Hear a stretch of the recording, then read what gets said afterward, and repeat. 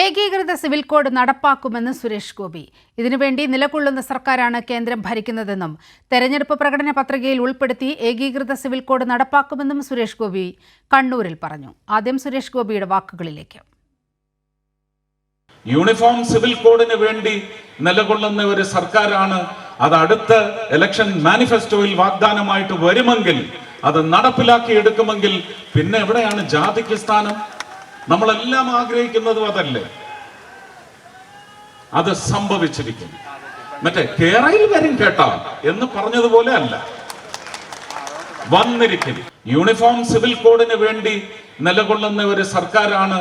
അത് അടുത്ത ഇലക്ഷൻ മാനിഫെസ്റ്റോയിൽ വാഗ്ദാനമായിട്ട് വരുമെങ്കിൽ, അത് നടപ്പിലാക്കി എടുക്കുമെങ്കിൽ പിന്നെ എവിടെയാണ് ജാതിക്ക് സ്ഥാനം?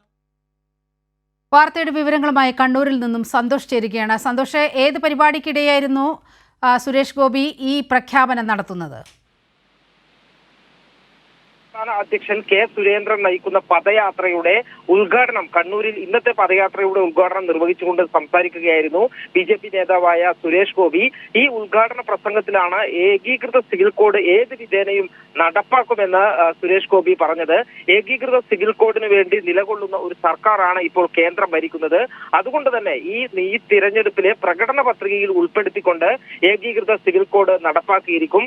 ഇത് വരുമെന്ന് പറഞ്ഞാൽ വന്നിരിക്കും എന്നുള്ളതാണ് പ്രത്യേകത. അല്ലാതെ കേരളയിൽ പോലെ വരും എന്ന് പറഞ്ഞ് വരാതിരിക്കുന്ന ഒരു സംഗതിയല്ല ഈ ഏകീകൃത സിവിൽ കോഡ്.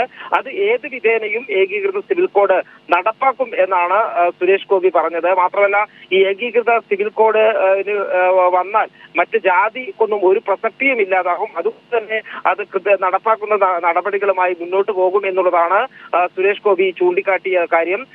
കണ്ണൂർ ലോക്സഭാ മണ്ഡലത്തിൽ ബി.ജെ.പിയുടെ NDAയുടെ പദയാത്ര, കെ സുരേന്ദ്രൻ നയിക്കുന്ന പദയാത്ര ഉദ്ഘാടനം ചെയ്തുകൊണ്ടായിരുന്നു ഇത്തരത്തിലുള്ള സുരേഷ് ഗോപിയുടെ ഒരു പ്രഖ്യാപനം.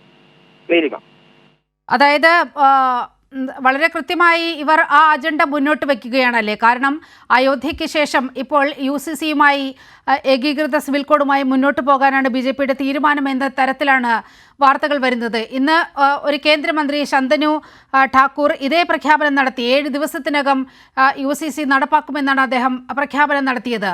അതിൻ്റെ ചുവട് പിടിച്ചുകൊണ്ട് സുരേഷ് ഗോപിയും അത്തരത്തിലൊരു പ്രഖ്യാപനം നടത്തിയിരിക്കുന്നു.